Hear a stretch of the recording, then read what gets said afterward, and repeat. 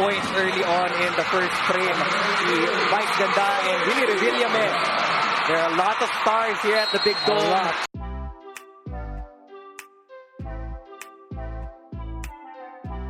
Spotted si uncoverable star Vice Ganda at Willie Revillame sa PBL game ngayong araw December 16, 2023. Sa mga nakakasubaybay nga ng PBL ay isa ang co-host ni Willie na si Michelle Gumabaw sa mga player ng Dreamline.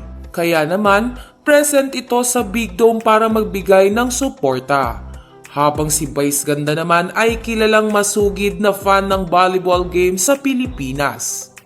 Samantala, mabilis na pinag-usapan sa social media ang pagsasama ng dalawa. Matatandaan kasi na matalik na magkaibigan ng dalawa kahit nagkakatapat ang kanilang mga programa.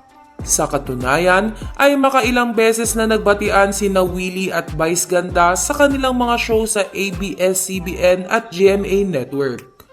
Kaya naman dahil sa closeness ni Willie at Vice Ganda ay na-curious ang madlang people sa mga posibleng pinag-usapan ng dalawa.